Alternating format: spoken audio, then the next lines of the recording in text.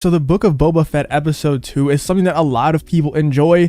For whatever reason, I don't like the episode. I didn't like episode 1. I wasn't really excited going into the show in the first place. And now we're getting to episode 2, and I'm still just not enjoying this show. There's something about the show that I can't really put my finger on, but it just feels low effort. Episode 1 really felt low effort. Episode 2 definitely was a step up from episode 1. It was a much longer runtime, which was really exciting for me whenever I first refreshed the page and saw that the episode was live and it was 52 minutes or 53 minutes, whatever it was. That was a pleasant surprise. I did not expect that at all, because usually with the Mandalorian episode or season 1 and season 2, the first episode was usually the longest episode. So I thought seeing that 30-minute episode that was episode 1 of the Book of Boba Fett, I definitely thought the rest of the episodes would also be around 30 minutes. So that was a pleasant surprise. And then we jump into the episode, and I'll just tell you my thoughts real quick before we get into the actual review of the episode. I didn't like it. Like I said, I'm not too big of a fan of the Boba Fett character in general, but when it comes to this show, I wasn't excited going in. I'm not excited coming out of episode 2. I have faith in the future of the show. I think it's probably going to end pretty good on a pretty high note, especially in comparison to where it's at now. That's not going to deter me from saying that just because I have faith in the future of this show, I'm still going to trash on the present if the present is trash, and the present is definitely trash right now. But anyway, let's get into the review of the actual episode. When it starts out, the first 15 minutes, whatever it is of the show, maybe it's 13, who cares? The first little part of the show was actually pretty good. I actually enjoyed it quite a lot. I actually enjoyed when Boba Fett was going to talk to the mayor. Some of the characters surrounding the mayor are pretty odd. The secretary character was really strange, and I wish that didn't exist. That SNL skit part, I just wish it didn't exist.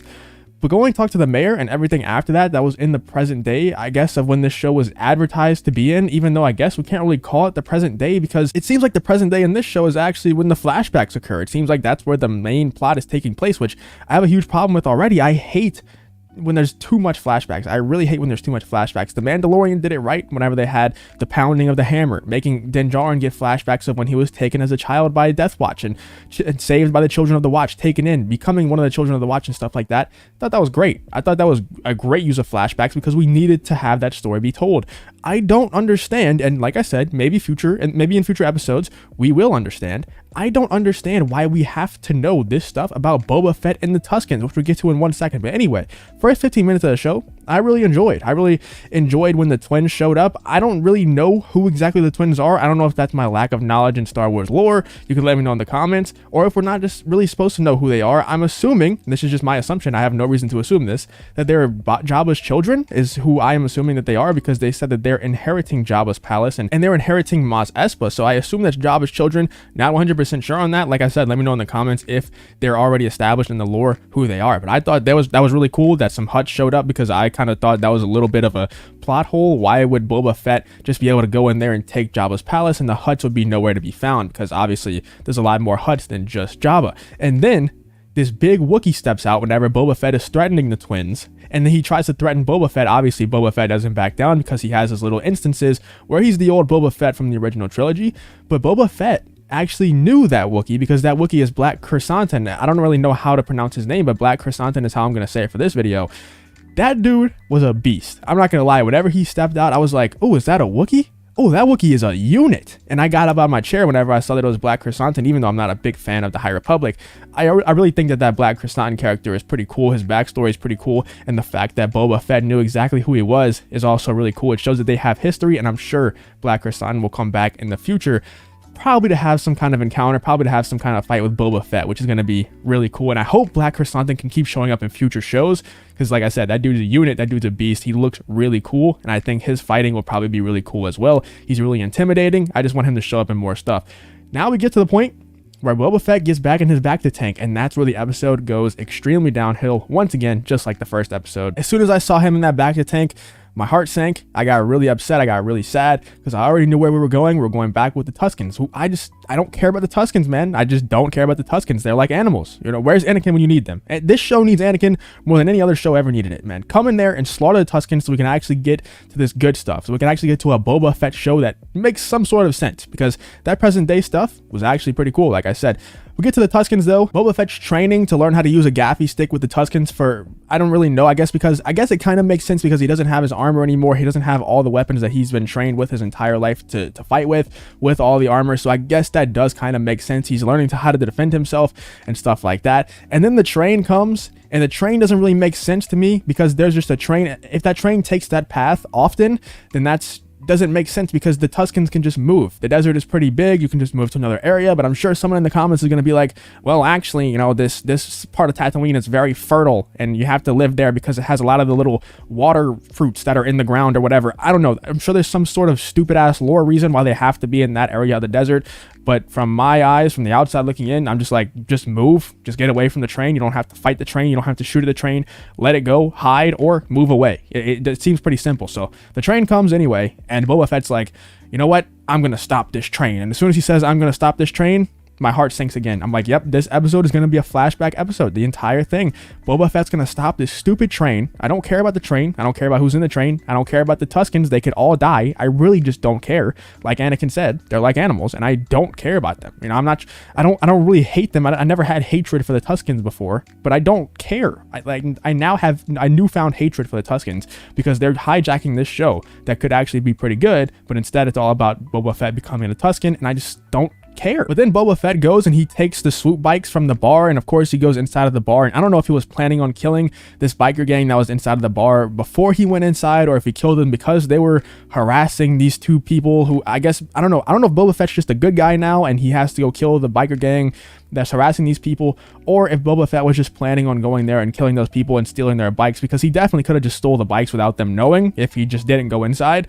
But I don't know if he knew that or not. So maybe he went in there, he was like, you know what, I'm gonna kill these people, steal their bikes, and leave. And just because they were harassing the people, that was kind of icing on the cake, I guess. I don't know what the case is with that. Boba Fett steals the bikes, goes back to the Tuskens, which another thing that just doesn't make sense. He could just steal the bike and ride off into some city in Tatooine, unless he's completely lost and has no idea where he is in the desert. In that case, I don't know how he ever gets back. But anyway, I don't know why he doesn't just take the swoop bike and go back to some sort of civilization, but he takes the bike back to the Tusken Raiders where they train this tribe once again. And they've done this so many times with these Jon Favreau and Dave Filoni shows. They've done it in the Clone Wars multiple times. They did it in Mandalorian season 1 where Din Djarin went and trained that tribe, where it was the episode where Grogu almost died at the end, but Cara Dune saved him by killing the guy who had the scope on Grogu's head in that episode where they trained the tribe to fight the Walker and stuff like that. They did it in season 2 of The Mandalorian, and now they're doing it in the Book of Boba Fett with the Tuskens. It's so bored at this point. It's a stupid trope that they're just using over and over again. It makes the show feel low effort once again. This show, episode 1, really felt low effort because of the short runtime, because of the direction was just not that good from Robert Rodriguez. At least episode 2 was a longer runtime, and the direction actually had a lot of effort put into it, I think. I think the direction was a lot better. But stuff like that, reusing those tropes for the 3rd time, and for Dave Filoni, probably the 4th or 5th time, reusing those tropes so many times is just bored, man, and it makes the show feel low effort, more low effort than it already felt. So anyway, Boba Fett's training them how to hop from speeder to speeder, or swoop bike to swoop bike, which I don't know why they were hopping bike to bike. I don't know. None of this stuff makes sense to me. Maybe I'm just stupid, but it just doesn't make sense to me why they're hopping bike to bike. He trains them how to do that with a lot of stupid moments where Boba Fett's showing them how to go on the speeder, and he's making himself look really goofy, like just an old man looking really goofy. I don't know. It doesn't sit right with me how they're making Boba Fett look so goofy when he's supposed to be this stone cold killer, but for whatever reason, people are enjoying it, and people are loving this Tusken stuff. I don't understand it. He's teaching them how to use the swoop bikes. They go save the train, or hijack the train, pull a heist on the train, whatever you want to say, and they stop the bad guys who are riding their train through the Tatooine desert. And then they get the guys out the train, and Boba Fett is now the leader of the Tuskens, and he's talking to the head of the guy who was running the train, of the Pikes or the pirates, whoever they were, that were running the train. And I don't really understand why Boba Fett is acting as the leader of the Tuskens at that point. I guess it's because the people who were in the train spoke English, and Boba Fett also spoke English, or basic in the Star Wars universe. But moving on to the lizard, the Tuskens now gift Boba Fett a lizard that jumps into his nose. And then he's also so stupid that he says, oops, I think I swallowed the lizard. It went up your nose, idiot. You didn't swallow it. It went up your nose into your brain. And at this point, I'm watching the show and I'm just like, what am I even watching? Is this a prank? Is Jon Favreau and Dave Filoni playing a prank on us? Did a lizard just jump into Boba Fett's nose and start controlling his brain? And then it led him to this Gaffy tree, which I think is supposed to be a very special tree for the Tuskens. It's supposed to represent some spiritual things, spiritual themes, and also it's what they make the Gaffy sticks out of. It's very strong wood, and I think they were, very luscious trees and very abundant back in the day whenever Tatooine had water on it or whatever. It led him to a Gaffy tree, and he broke a branch off. He had some flashbacks, which I thought were cool. I love the prequel flashbacks. I love that kind of stuff. Broke a branch off, brought it back, made his gaffy stick, and he got, you know, I guess knighted as a Tusken Raider. He got his robes and stuff like that. He is now an official Tusken Raider. They do their little rain dance, and that's it for the episode. I thought it was really stupid. Now, once again, nothing really happened. There's no real speculation to have for episode 3, just like episode 1. There was no speculation to have for episode 2. At least no new speculation, because we can obviously speculate on what we think is going to happen, just like we've been doing for the last couple of years ever since this show was announced. You know, we've been speculating forever, and we have no new stuff to speculate on because they're not giving us much. I don't know, man. There's a lot of people out there on Twitter saying, oh, I'm so glad that the Tusken Raiders are, you know, we're getting more Tusken Raider culture and stuff like that. I'm just like, shut up. There's no way you actually want Tusken Raider culture. Who cares, man? It's just one of those things that just, they don't need to be fleshed out. They're just supposed to be this little ominous force that, you know, just kind of a hindrance for people on Tatooine, where you have to be careful. You can't just roam Tatooine freely, especially when you're in the desert and you're not in civilization. You can't be going out into the wilderness because there's Tusken Raiders out there. You got to be careful. You know, these people beat Anakin's mom to death. They tied her up and let her die.